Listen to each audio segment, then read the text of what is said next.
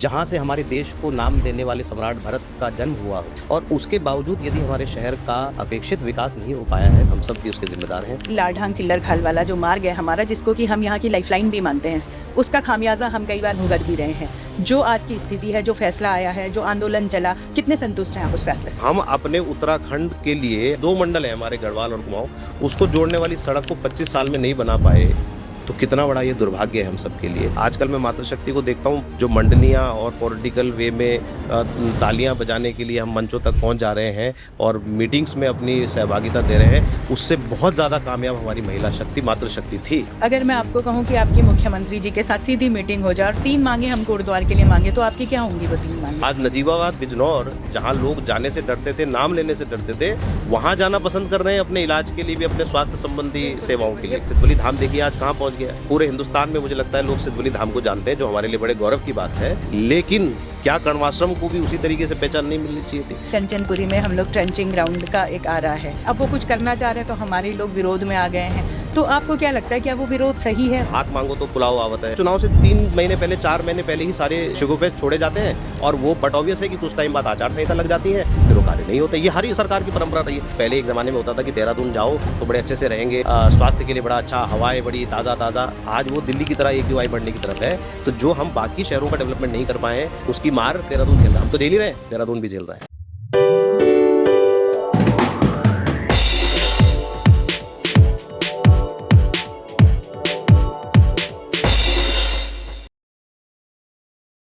कोटद्वार यानी कि गढ़वाल का प्रवेश द्वार राजधानी देहरादून से मात्र 100 से 120 किलोमीटर की दूरी पर होने के बावजूद कोटद्वार उस तरह का विकास नहीं यहाँ पर हो पाया जितना कि अपेक्षित हो सकता था यहाँ की अनुकूल परिस्थितियों के होते हुए। क्यों ये विकास हम लोग नहीं देख पा रहे हैं कोटद्वार के अंदर? क्या वजह थी, क्या कारण थे और क्या इसके समाधान हो सकते हैं? क्योंकि अक्सर हम समस्याओं की बात करते हैं, समाधान की बात नहीं करते हैं। नमस्कार, मैं माधुरी डबराल और स्वागत है आप सभी का द डीएमडी शो पॉडकास्ट में।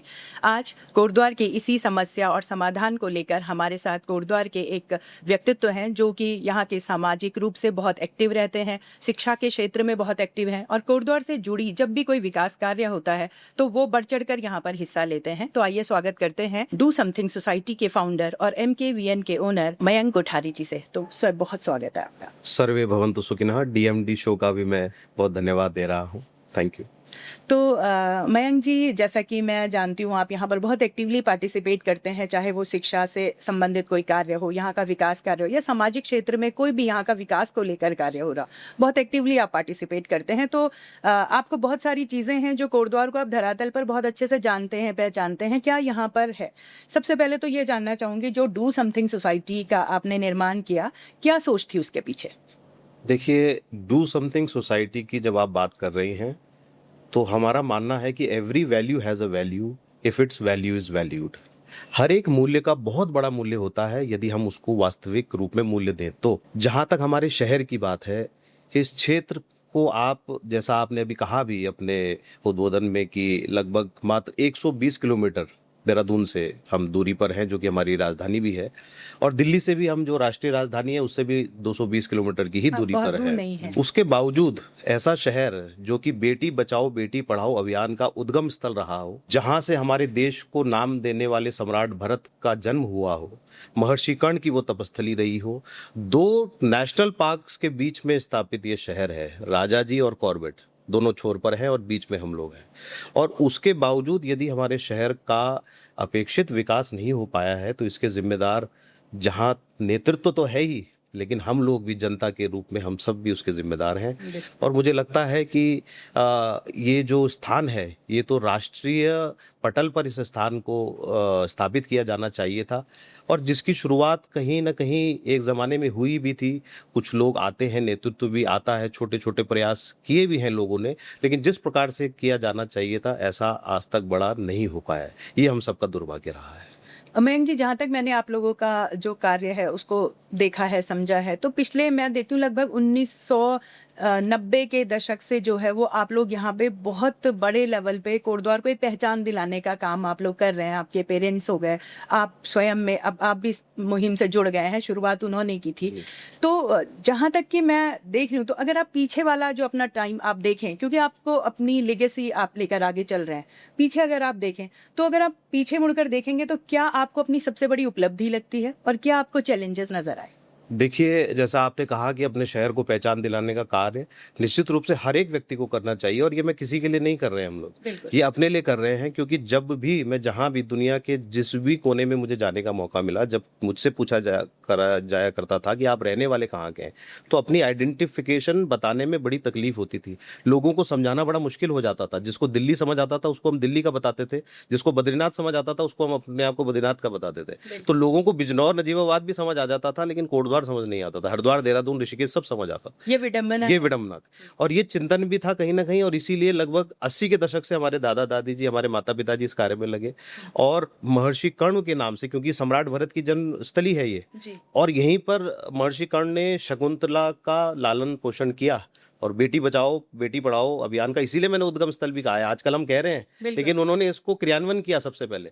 और जंगल में शक पक्षियों के झुंड के बीच में पड़ी हुई एक छोटी सी बच्ची को लेकर आए, और वो कण्वाश्रम, हस्तिनापुर की कहानी आप सब लोग जानते हैं, दर्शक भी जानते होंगे निश्चित रूप से। अभिज्ञान शाकुंतलम इतना बड़ा हमारा ग्रंथ, तो उस कहानी को हम लोग कहीं ना कहीं भुला चुके थे, उस क्षेत्र को हम लोगों ने भूल गए थे। और दुर्भाग्य कहें, सौभाग्य कहें कि हमारे देश के प्रथम प्रधानमंत्री जवाहरलाल नेहरू जी जब रूस यात्रा पर थे, तो उनके सामने, क्योंकि जब भी कोई प्रधानमंत्री किसी देश में जाता है तो उनके देश का कोई कल्चरल एक्टिविटी या इस तरीके का कुछ प्रदर्शन उनके सामने किया जाता है, ताकि दिखाया जा सके कि हम कनेक्टेड हैं with your country, with your roots. तो उनके सामने अभिज्ञान शाकुंतलम का ये नाटक प्रस्तुत किया गया, और जवाहरलाल जी भी वहाँ पर ताली बजा के तो लौट गए, लेकिन लौटने के बाद उन्होंने इसका पता किया कि ये है कहाँ स्थान भारतवर्ष। तो क्योंकि मुगल काल के बाद ये स्थान खो गया था, हम लोग भी इसको भूल चुके थे। तो तब उसके बाद उत्तर प्रदेश के तत्कालीन मुख्यमंत्री हुआ करते थे डॉक्टर संपूर्णानंद जी, जो कि प्रकांड विद्वान थे संस्कृत के भी, जिनके नाम से संपूर्णानंद विश्वविद्यालय भी है। जी। तो उनको ये ड्यूटी दी गई, क्योंकि हम उस वक्त उत्तर प्रदेश का ही पार्ट होते थे, तो उनको ये ड्यूटी दी गई कि आप इसका अध्ययन करें, ढूंढें, निकालें कहाँ पर वो स्थान हुआ करता था। तो जब अध्ययन किया गया तो ये स्थान चौकी घाटा के पास, जो हमारा कर्ण घाटी क्षेत्र है, वहाँ पर इसकी पहचान मिली। और मालनी नदी के तट पर, क्योंकि आपने वो सब कहानी सबनी ने सुनी है कि हस्तिनापुर के राजा आए आखेट करते हुए, अंगूठी फिर मिली, मछली के पेट में निकली, ये सबने पढ़ा है। तो लेकिन उसके बारे में चिंतन हम लोगों ने नहीं किया, और उस स्थान के लिए डॉक्टर संपूर्णानंद जी को बांध तक बनाने के लिए कहा गया चौकी घाटा में। पर जब उन्होंने इस स्थान की महत्ता को समझा, उन्होंने कहा ये तो राष्ट्र की धरोहर होनी चाहिए, और इसको एक बांध के रूप में बांधकर मैं आने वाली पीढ़ी से इसको अलग नहीं कर सकता। और तब यहाँ पर उस वक्त के तत्कालीन वन मंत्री हुआ करते थे जगमोहन सिंह नेगी जी, उनको उन्होंने दिशा निर्देश दिया कि आप वहाँ पर एक स्मारक बनाएं, और 56 में ये स्मारक तैयार हुआ। उसके बाद बसंत पंचमी का एक मेला वहाँ पर शुरू हुआ, लेकिन वो मेला सिर्फ जलेबी पकौड़ी तक रह गया, उससे आगे हम उसको नहीं ले जा पाए। ये बड़ा हमारे लिए दुर्भाग्य की बात रही। जैसे मैंने आपको कहा कि सौभाग्य और दुर्भाग्य, सौभाग्य तो ये रहा कि एक स्मारक जरूर स्थापित किया गया, पुनः उसकी स्थापना हुई, लेकिन उसके बाद हम बहुत आगे नहीं बढ़ पाए। और तब डू समथिंग सोसाइटी और हमारी संस्थाओं ने, क्योंकि उस वक्त भी हमारे महर्षि कर्ण के नाम से हम लोगों ने संस्कृत विद्यालय का भी संचालन किया, 1990 की जिसकी आप बात कर रही थी, भारत सरकार के साथ मिलकर समायोजित करके यहाँ पर 7 दिवसीय अखिल भारतीय वैदिक एवं संस्कृत सम्मेलन का आयोजन किया गया, जिसमें देश भर से 1000 से ज़्यादा विद्वान आए, 7 दिवस तक यहीं पर रहे। तो उस वक्त सतमित्रानंद जी, जो कि हमारे निवृत्तमान शंकराचार्य जी भी थे, वो भी उस कार्यक्रम में आए। भारत सरकार, ह्यूमन रिसोर्स मिनिस्ट्री होती थी उस वक्त, फाइनेंस मिनिस्ट्री, वो सब लोग यहीं पर थे 7 दिन तक, और 26 स्टेट्स उस वक्त होती थी। तो सब ने प्रतिभाग किया, 8 बच्चों ने हर स्टेट से यहाँ पर प्रतिभागी के रूप में वो पहुंचे थे, और यहाँ पर शास्त्रार्थ हुए, कई तरीके के कॉम्पिटिशन्स हुए, लोकल लोगों को उसमें जोड़ा गया। भारत सरकार तो क्योंकि उसमें जुड़ी थी, तो लोगों के लिए सारी व्यवस्थाएं भी थी, आना जाना सब फ्री था जो यहाँ तक पहुंचे कण्वाश्रम। अच्छा। और पूरा जो पॉइंट ऑफ कंसंट्रेशन था दैट वाज कण्वाश्रम, और कण्वाश्रम के ही ऊपर वहाँ पर चिंतन मनन किया गया, और उस दिन भी ये स्थापित किया गया कि यही सत्य है, यही कण्वाश्रम है, और इसको आगे बढ़ाया जाना चाहिए। और इसीलिए हमारी संस्थाओं के नाम भी आप देखते हैं महर्षि कर्ण के ही नाम से हैं, MKVN हो, चाहे हमारा संस्कृत विद्यालय रहा हो, और मेरा तो कमिटमेंट इतना है कि मेरे बेटे का भी नाम कर्ण हुआ है। अरे वाह। तो इस तरीके से रहा है। और डू समथिंग सोसाइटी ने फिर एक और बात सोची कि आपने देखा होगा कि बड़े बड़े शहरों में एयरपोर्ट्स के नाम, रोड्स के नाम, गलियों के नाम, ऑडिटोरियम्स के नाम नेताओं के नाम पर होते हैं, हाँ, लैंडमार्क्स जो बड़े लैंडमार्क्स होते हैं। लेकिन जिस व्यक्ति ने भारतवर्ष को नाम दिया हो, जो इतना चक्रवर्ती सम्राट भरत के नाम से जो जाना जाता रहा हो, जो शेरों के दांत बाल्यकाल में गिन दिया करता था, बिल्कुल। तो ऐसे व्यक्ति को हम कहीं याद नहीं कर रहे हैं। भारतवर्ष की बात हम रोज करते हैं, भारत भारत भारत की बात हो रही है, लेकिन भरत की बात कब होगी? तो उस भरत को पुनः राष्ट्रीय नहीं बल्कि अंतर्राष्ट्रीय पटल पर स्थापित करने की इच्छा के साथ, एक संकल्प के साथ, हमने डू समथिंग सोसाइटी के माध्यम से भारत नाम दे भरत महोत्सव का भी आयोजन करना शुरू किया, ताकि लोग सोचें, पूछें, प्रश्न आए आने वाली पीढ़ी के मन में कि ये भरत महोत्सव होता क्यों है। बिल्कुल। तो इस प्रकार से डू समथिंग सोसाइटी लगातार संकल्परत है, प्रयासरत है। और जैसा कि नाम डू समथिंग, कुछ करो, छोटा मोटा। बचपन में अपनी दादी को देखा करते थे कि कोई भी आता था तो कुछ ना कुछ उसको देना है। पुराने लोगों को आपने देखा होगा, हाँ, आपने भी बिल्कुल, अपनी दादी बिल्कुल, नानी को बिल्कुल। देखा होगा। तो वहां से डू समथिंग का बीजारोपण हुआ। तो बहुत बहुत अच्छी आपकी सोच है, जिस सोच के साथ आपने इस सोसाइटी को शुरू किया। और अक्सर मैं आपके बारे में पढ़ती रहती हूँ, आपकी सोसाइटी के जो कार्य होते हैं उनको मैं फॉलो करती हूँ, देखती हूँ।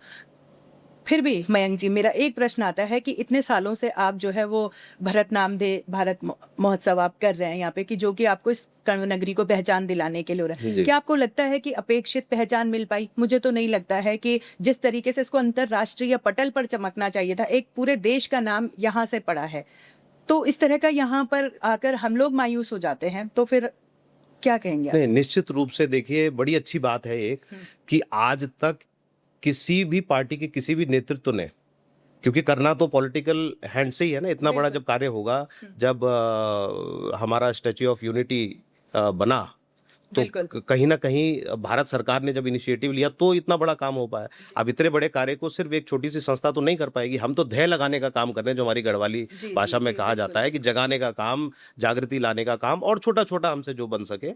तो अच्छी बात यह है कि किसी भी पार्टी का, किसी भी पॉलिटिकल लीडर का, जिसकी भी सरकार रही हो, और जब जब वो कर्णाश्रम में आते हैं या जब भी वो कर्णनगरी कोटद्वार में आते हैं, क्योंकि इस क्षेत्र को अब हमने इतना प्रयास तो निश्चित रूप से कर दिया है कि कोटद्वार को अब कर्णनगरी से अलंकृत कर दिया गया। हमने कुछ हटाया नहीं है। लोगों ने इसका विरोध भी किया शुरुआत में, लेकिन हमने कहा हम कुछ हटा नहीं रहे, हम जोड़ रहे हैं, अलंकृत कर रहे हैं, बिल्कुल। ताकि लोग पूछें, सोचें कि क्यों कर्ण नगरी। तो शहर को कर्ण नगरी कोटद्वार नाम दिलाया डू समथिंग सोसाइटी ने। कलाल घाटी आप भी जानती हैं, लोग जी। उसको कलाल घाटी कहने लगे थे, क्योंकि वहाँ कलाल जाति के कुछ लोग आए थे, शराब का जो व्यापार करते थे, उनके नाम से प्रचलित हो गया। तो उस कलाल घाटी को हमने कहा भाई, महर्षि कर्ण की घाटी है भाई, कलालों की घाटी नहीं है। तो उस कलाल घाटी को कर्ण घाटी किया। आज पूरे पोस्टल एड्रेसेस में, पूरे भारतवर्ष के जितने कई हजार पोस्ट ऑफिसेज हैं, सब जगह ये चेंज हो गया है। तो ये प्रयास हमने किए हैं। लेकिन जो बड़ा कार्य होगा, जो जिससे कहेंगे कि राष्ट्रीय स्तर पर या अंतर्राष्ट्रीय स्तर पर हम कोई कार्य कर पाए, तो उसके लिए तो सरकारों को जागृति लानी पड़ेगी, सरकारों को कुछ करना पड़ेगा। बिल्कुल। तो अच्छी बात यह है इसमें कि जब भी कोई मुख्यमंत्री आते हैं, जब भी कोई मंत्री आते हैं, पर्यटन मंत्री हो, नेतागण हो, क्षेत्रीय नेतृत्व हो, तो कभी किसी ने नकारा नहीं है। सबने कहा है कि कर्णाश्रम का विकास होगा, भरत का जन्म यहाँ हुआ है। अब क्यों नहीं कर रहे हैं, तो ये उनकी इच्छा शक्ति और आपको उनकी क्या मंशा। कारण लगते हैं? क्योंकि आप यहाँ पे एक बहुत एक्टिव सोशल वर्कर के रूप में कोटद्वार में जाने जी, जाते हैं। जी। तो आपका क्या आकलन है कि ये क्यों पीछे रह गया? कण्व नगरी को हम जो पहचान मिलनी चाहिए थी, या अगर हम कहें प्रॉपर वहां पर एक उस लेवल का विश्व पटल पर जो चमके, ऐसा स्मारक होना चाहिए था। देखिए, इसलिए नहीं हो सकता कि जब तक कुछ मिलने की जहां से आस ना हो ना, तो वहां आदमी कार्य जल्दी से करता नहीं है। और आपने आजकल के नेता लोगों का स्टाइल देख लिया कार्य करने का, कि जहां से कुछ मिले। मंदिरों का तो फिर भी कार्य हो जाएगा। आप सिद्धबली धाम देखिए आज कहाँ पहुंच गया है। बिल्कुल। पूरे हिंदुस्तान में मुझे लगता है लोग सिद्धबली धाम को जानते हैं, जो हमारे लिए बड़े गौरव की बात है। जी। लेकिन क्या कर्णाश्रम को भी उसी तरीके से पहचान नहीं मिलनी चाहिए थी? अब सिद्ध बाबा से तो जब आप कुछ दान दक्षिणा वहां पर चढ़ाते हैं, तो ये रहता है कि ये सुख मिलेगा, ये आगे प्राप्ति होगी। ये कर्णाश्रम से क्या मिलने वाला है? कुछ नहीं मिलने वाला है। सिर्फ हमारी वहां पर पहचान बनेगी। तो देखिए, नेताओं को अपना विजन बढ़ाना होगा, सोच बढ़ानी होगी, क्योंकि खनन, शराब, शिक्षा माफिया ये सब तो चल रहा है। लेकिन जब तक हमारा विजन इस प्रकार से नहीं होगा कि कर्णाश्रम मात्र अकेला स्थान हमारे 5 से 10 हजार लोगों को रोजगार भी दे सकता है, पहचान दिलाने के साथ साथ, जब तक ये समझ नेताओं की डेवलप नहीं होगी, तब तक कर्णाश्रम का और इस शहर का विकास नहीं हो सकता। और इसमें बड़ी अहम भूमिका है कि जब भी किसी आप नेतृत्व की बात करते हैं तो उसके साथ एक वर्ड जुड़ता है, विधायक हो या सांसद हो, क्षेत्रीय सांसद, क्षेत्रीय विधायक। क्यों? उस क्षेत्र की जो जानकारी रखे, उस क्षेत्र की जो नब्ज को पकड़ पाए, उस क्षेत्र के साथ जिसका जुड़ाव हो, उस क्षेत्र के साथ जिसका लगाव हो, जो वास्तविक रूप में क्षेत्रीय हो। क्षेत्रीय का मतलब सिर्फ ये नहीं है कि आप जब जीत गए उसके बाद उस क्षेत्र में है। बिल्कुल। अभी आप और हम हैं, हमारा भी पूरा उत्तराखंड हमारा ही है, पूरा भारतवर्ष भी हमारा ही है। बिल्कुल। लेकिन सबसे पहले तो हम अपने मोहल्ले के लिए सोचेंगे ना, जहाँ पर हम जी। रहते हैं। सबसे पहले जिस शहर में रहते हैं हम उसके लिए सोचते हैं। हम शायद नजीबाबाद के लिए उतना नहीं सोचते हैं। तो क्षेत्रीय व्यक्ति का उससे जुड़ना, क्षेत्रीय व्यक्ति को इस प्रकार से विजन लेके आगे बढ़ना, और आम जनमानस को भी ये बात समझना कि कण्वाश्रम मात्र हम कह रहे हैं, डू समथिंग सोसाइटी कह रही है इसलिए उसका विकास होगा, ऐसा नहीं होने वाला है। जब तक हर व्यक्ति इसकी महत्ता को नहीं समझेगा, क्या आने वाली पीढ़ी को इसके बारे में मालूम है? क्या जो आम जनमानस है, जब वो वोट का बटन दबाने जाता है उस वक्त उसको कण्वाश्रम की वैल्यू का आकलन होता है? तो जब तक ये आकलन हम नहीं करेंगे तो नेता भी उस नब्ज को पकड़ने को तैयार नहीं होता है। तो ये बड़ी चूक है हमारे नेतृत्व में। पर मयंक जी, अगर आप अच्छे से, अगर हम ढंग से इस बात को सोचें तो आप देखिए, विचार कीजिए कि जहाँ पर भी कोई इस तरह का बड़ा सा मोन्यूमेंट है, जैसे आपने भी स्टैच्यू ऑफ लिबर्टी की बात की, तो देखिए पूरे साल में वहाँ पे किस लेवल का टूरिज्म डेवलप हो चुका है। अकेले स्टैच्यू ऑफ यूनिटी जो है वो लाखों की जो है वो मतलब इनकम वहाँ से हो रही है, बिल्कुल। लोगों को रोजगार मिल रहा है, बिल्कुल। व्यापारियों को मिल रहा है, मतलब अलग अलग तरह से आप वहाँ पे सम्मिलित होकर कोई ना कोई कार्य कर सकते हैं, कोई ना कहीं अपना वहाँ से रोजगार चल सकता है। मुझे लगता है अगर कोटद्वार में भी यहाँ पर इस तरह का होता तो एक तो ये पूरा क्षेत्र जो है वो टूरिज्म के लिए डेवलप Correct. होता, एक आइडेंटिटी मिलती तो पूरे भारत का, पहले तो वर्ल्ड का नहीं तो भारत का, तो यहाँ पर लोग आते देखने बिल्कुल। एटलीस्ट इस जगह को जहाँ से पूरे भारत देश को नाम मिला है। करेक्ट। तो हम बात करते हैं यहाँ पर नेतृत्व की, प्रशासन की, शासन की, जनमानस का कितना रोल लगता है आपको? क्योंकि कहीं ना कहीं अगर हम, आपने देखा होगा कि जन आंदोलनों से हमने उत्तराखंड राज्य लिया, इस तरह की चीजें ली, लेकिन यहाँ के जो लोग हैं, आपको नहीं लगता कहीं ना कहीं हमारे अंदर भी एक उदासीनता है इस चीज को लेकर? निश्चित रूप से। मैंने तो पहले भी कहा कि जितना हम दोष नेतृत्व को देना चाहूंगा, मैं नेताओं को देना चाहूंगा, उतना ही दोष स्वयं को भी देना चाहूंगा। क्योंकि आम जनता जब तक मांगेगी नहीं, जब तक बच्चा रोता नहीं है तो माँ भी दूध नहीं पिलाती है, बिल्कुल। तो रोना तो पड़ेगा। आपको आवाज लगानी पड़ेगी। कितने लोग हैं कि जो चाहते हैं कि कण्वाश्रम का विकास हो, कितने लोग हैं कि नेताओं को बोलते हैं। अब सबसे बड़ी दिक्कत आजकल ये हो गई कि नेताओं का जो घेरा है वो बड़ा खतरनाक हो गया, और उस घेरे को पार कर पाना शायद अभिमन्यु के भी बस की बात नहीं है आजकल हमें जो दिखता है। तो वो सबसे बड़ी दिक्कत होगी कि वहाँ किस प्रकार के लोग हैं जो नेताओं को गाइड करते हैं, क्या आम पब्लिक वहाँ तक पहुँच पाती है। अब डेमोक्रेटिक कंट्री हैं हम लोग, बिल्कुल। और कहीं ना कहीं डेमोक्रेटिक होने का मतलब सबसे बड़ी ताकत जनता के पास, आम जनमानस के पास होती थी, लेकिन हमने उस ताकत को नेताओं को दे दिया। आज नेता आते बाद में है, फूल मालाओं की बौछार पहले हो जाती है। तो जब बिना कुछ करे ही फूल माला मिलेगी और हम अपनी बात को रखेंगे ही नहीं, तो नेता भी क्या करेगा। तो दोनों पक्षों का कहीं ना कहीं इसमें रोल है। मुझे निश्चित लगता रूप है से। जनता का बड़ा रोल है। बिल्कुल, निश्चित क्योंकि रूप देखिए से। अगर आप के पास कोई ऐसा व्यक्ति है जिसको बिना करे ही सब कुछ मिल रहा है, जनता प्रश्न नहीं कर रही है, जनता बिल्कुल। आपसे कुछ मांग नहीं रही है, तो फिर आपको क्या समस्या, आप बिल्कुल। क्यों ही पेन लेंगे? बिल्कुल, इसीलिए डेमोक्रेसी में विपक्ष को भी रखा था, बिल्कुल। और विपक्ष का भी ये काम है, चाहे पक्ष में कोई भी हो, तो विपक्ष का काम, आम जनमानस का काम कि जनता को पूछते रहे, सॉरी नेता को पूछते रहे, उनसे कहें कि हमारी ये समस्याएं, और एक वो बड़ा सा एक पेपर देते हैं हर चुनाव से पहले, आपने देखा होगा कि हम ये कमिटमेंट्स हैं, हम ये करने वाले हैं। उसका होता क्या है? क्या अगले चुनाव से पहले कभी हम पूछते हैं कि आपने जितने कमिटमेंट्स करे थे इस किसी भी एक विधानसभा के लिए, उसमें से आपने पूरे कितने किए? आप नई की क्यों बात करते हैं?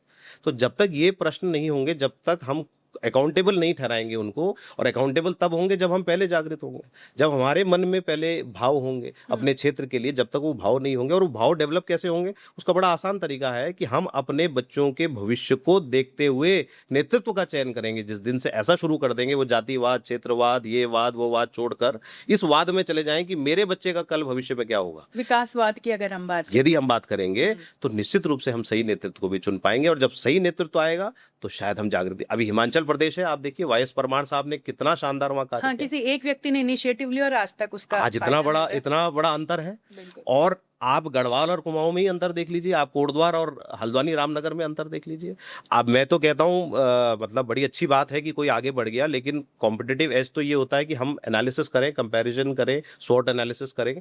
तो आज नजीबाबाद, बिजनौर, जहाँ लोग जाने से डरते थे, नाम लेने से डरते थे, वहां जाना पसंद कर रहे हैं अपने इलाज के लिए भी, अपने स्वास्थ्य संबंधी बिल्कुल, सेवाओं बिल्कुल। के लिए भी। ये बहुत बड़ी बात कह रहे हैं आप। तो हम बिल्कुल। कितने पीछे रह गए हैं? इस बात का आकलन करना तो। अभी आप इलाज की बात ले ही आए हैं, जी। बहुत सारे ऐसे मुद्दे हैं हमारे पास। अगर 10 साल में, पिछले 10 साल या पीछे, हम कहते हैं कि पहले तो हम उत्तर प्रदेश का पार्ट थे, मैंने बहुत लोगों को ये कहते सुना है कि इससे बेहतर स्थिति में तो हम तब थे। बिल्कुल आपको भी ऐसा फील होता है? बिल्कुल बिल्कुल फील होता है, क्योंकि हमने उत्तराखंड राज्य क्यों मांगा था?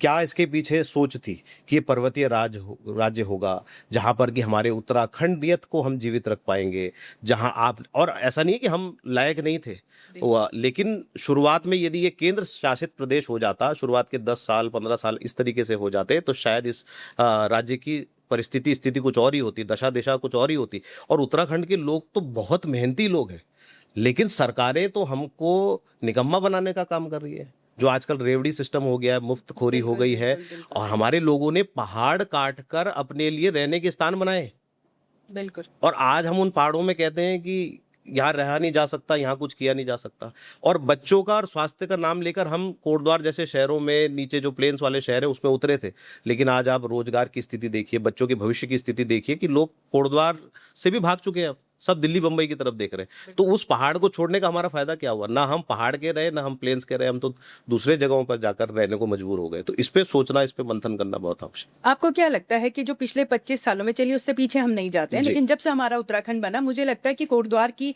जो स्थिति है भौगोलिक रूप से देखें या, तो बहुत अच्छी है। यहाँ पे रेल कनेक्टिविटी है, बहुत जगह नहीं होती है, जी, गढ़वाल का जी, प्रवेश द्वार है, जी। यहाँ पर आपको पहाड़ों जैसी समस्या भी नहीं है, ये तो प्लेन्स में है। फिर यहाँ पर हम क्यों पीछे रह गए? क्या कुछ क्या कारण है, कुछ अगर आपसे मैं पूछूं? मैं तो बार बार यही कहूंगा कि लगभग हर कारण के पीछे हम स्वयं हैं और हमारा नेतृत्व है। आज हॉस्पिटल की भी यदि आप बात करें, तो मैं तो लगभग क्योंकि सोशली थोड़ा सा एक्टिव रहते हैं, तो लगभग हर तीसरे चौथे दिन ऐसे केसेस आते हैं कि हम हॉस्पिटल गए और हमको वहां से रेफर कर दिया गया, अब हमें जाना कहाँ है, करना क्या है। एक आम नागरिक के लिए कितनी बड़ी समस्या है जब वो किसी अपने परिजन के साथ मेडिकल इमरजेंसी में है और उसको सिर्फ दौड़ा दिया जाता है कि जाओ आप यहाँ से।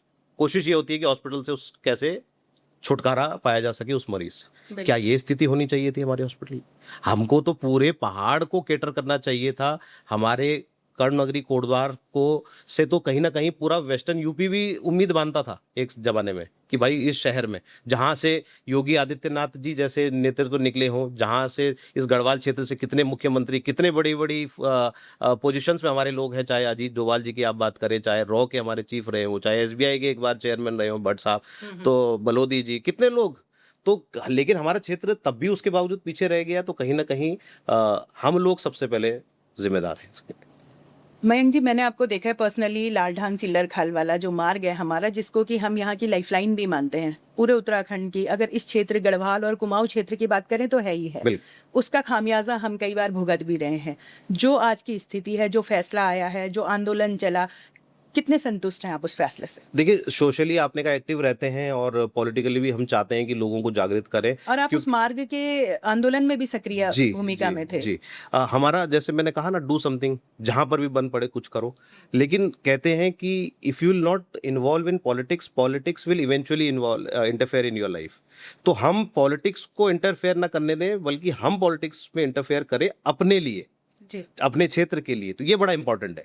और इसी नाते हम लोग जब इस प्रकार के मुद्दे होते हैं, और जैसा आपने कहा लालढांग चिल्लर खाल मोटर मार्ग ही नहीं बल्कि कंडी मार्ग पूरी मैं बात करूं, दोनों कमिश्नरीज को जोड़ने के लिए, आप देखिए नेता कहते हैं कि हम इतने बड़े हैं, इस जगह से आए हैं, हमारे पास इतनी काबिलियत है, हमारे पीछे परिवार की इतनी लेगेसीज हैं, किसी के पास कुछ एक्सपीरियंस है, किसी के पास कुछ है, लेकिन 25 सालों में, और सभी पार्टियां इसमें इन्वॉल्व रही हैं, हम किसी एक पार्टी को भी दोष नहीं दे सकते हैं, तो सभी लोग मिलकर 25 साल में, तो हम एक बच्चे को पढ़ा लिखाकर नौकरी शादी तक की सोचने लगते हैं। तो हम अपने उत्तराखंड के लिए, अपने ही प्रदेश के लिए, दोनों कमिश्नरी, दो मंडल है हमारे गढ़वाल और कुमाऊं, उसको जोड़ने वाली सड़क को 25 साल में नहीं बना पाए, तो कितना बड़ा ये दुर्भाग्य है हम सबके लिए। और जब ये आंदोलन शुरू हुआ, हमारे यहीं के पत्रकार साथी ने इस आंदोलन को कहीं ना कहीं आवाज़ देने का काम किया, तो हमें भी लगा कि हमको उनका साथ देना चाहिए। हम इस मांग को उठाते थे, लेकिन धरातल पे बहुत कुछ नहीं कर पा रहे थे। तो जब वो दिल्ली गए, तो मैं उनके साथ दिल्ली भी गया। उसके बाद मैंने सोचा कि हम वो दिल्ली में तो कर रहे हैं, लेकिन क्षेत्र में लोगों के अंदर जागृति कैसे आएगी? दिल्ली में तो 2 आदमी, 4 आदमी, 5 आदमी आ जाएगा, और सारे तो दिल्ली जा नहीं सकते हैं। तो हमने कहा कि अपने शहर में तो सबसे पहले जागृति लाएं। तो हमने यहाँ पर मैंने सबसे पहले हमारे थापा जी से ही बात करी, उनसे भी कहा कि आप यहाँ आ जाएं और एक रैली हम इस प्रकार की करते हैं कि जन जागृति जिसमें हमारी भी दिखे, नेताओं को भी एक मैसेज जाए, कहीं ना कहीं कान खड़े हों देहरादून में भी कि भाई ये क्या हो रहा है, जी। क्या ऐसी मांग है कि जिसके लिए पूरा कर्णनगरी कोटद्वार एक साथ आ गया। तो उन्होंने कहा भाई साहब आप वहाँ करिए, मैं यहाँ पर हूँ, मैं इसको कंटिन्यू रखूंगा। मैंने कहा ठीक है। तो मैं 29 तारीख को दिल्ली गया था अगस्त में, और 31 तारीख को उस रैली के आयोजन के लिए हमने समस्त मातृशक्ति, समस्त हमारे पूर्व सैनिक संगठन, हमारे समस्त सामाजिक संगठनों से आह्वान किया। 30 तारीख को मैंने उनको बुलाया और एक मीटिंग रखी, और 31 तारीख के लिए इस रैली के आयोजन के लिए, ताकि हमारी आवाज़ थोड़ा दूर तक जा पाए, तो हम सामूहिक रूप से उस आवाज़ को लगा पाए। तो एक रैली का आयोजन किया, और प्रभु पितरों की कृपा से एक अभूतपूर्व रैली हुई, और जी। बहुत शानदार तरीके से लोगों ने उसमें आगे आए, क्योंकि सबकी ज़रूरत है। मतलब अगर मैं कहूँ तो उस आंदोलन का आगाज बहुत बहुत अच्छा था, बहुत शानदार रहा, मतलब बहुत शानदार। अपेक्षा के से काफी आगे था। काफी आगे था, बिल्कुल, जो हमें भी उम्मीद नहीं थी, इतना बड़ा जन सैलाब बिना किसी संसाधन के, क्योंकि रैलियां तो नेताओं की भी होती है, लेकिन वहां तो सारी सुविधाएं दी जाती है, जनता जी। को बुलाया जाता है, जैसा आपने भी सुना होगा, आपने भी सुना है कि बिल्कुल, बिल्कुल। बहुत सारी चीजों का प्रलोभन भी दिया जाता है। लेकिन हम लोगों ने तो सिर्फ एक आवाज उठाई, एक सोशल मीडिया के माध्यम से लोगों तक पहुंचे, कुछ सामाजिक संगठनों ने हमारा साथ दिया, सभी लोगों ने आजकल इतना जरूर फायदा हुआ कि सोशल प्लेटफॉर्म्स के माध्यम से जल्दी से हम लोगों तक पहुंच गए, लेकिन लोगों ने एक मिनट भी नहीं सोचा और कूद पड़े इस आंदोलन में। और लगभग मुझे लगता है उस दिन एक इतनी बड़ी भीड़ कि आपका लगभग मोटर नगर से और मालवीय उद्यान तक पूरी पैक थी भीड़, और बिल्कुल। लोगों ने ये आवाज़ को पहुंचाया। लेकिन फिर वही हम वहीं के वहीं आ जाते हैं, और कहीं ना कहीं भटक से जाते हैं। हमारे क्या कारण प्रधानमंत्री रहे, क्या जी, कारण रहे? आपने हमारे प्रधानमंत्री जी को सुनना होगा कि लटकाना, अटकाना और भटकाना। तो लटकाना और अटकाना भी चल जाता है, लेकिन भटकाना बड़ा खतरनाक होता है, और भटकाव की स्थिति हमारे इस चिल्लर खाल मार्ग में आ जाती है। क्योंकि मैं तो कम से कम शुरुआत से, और डू समथिंग सोसाइटी कंडी मार्ग की हमेशा बात करती थी, बिल्कुल। तो सिर्फ चिल्लर खाल लाल ढांग की मैं बात नहीं और करना उससे चाहता। समाधान भी नहीं है। उससे समाधान भी नहीं है। ठीक है, छोटा सा हमारे क्षेत्र के लोगों को जरूर निश्चित रूप कोटद्वार से तक का विकास है, बेनिफिट लेकिन होगा। अगर हमें आगे तक सोचना है, बिल्कुल, प्रदेश की लेवल पे सोचना है, पूरे तो उत्तराखंड कंडी से, मार्ग को बिल्कुल, हमें और अपने आप को भी उत्तराखंड से जोड़ना है, तो बिल्कुल। नहीं तो सभी धाणी देहरादून। हाँ, तो वो तो उससे है। यदि हमको आगे बढ़ना है तो हमें पूरे कंडी मार्ग की बात करनी पड़ेगी।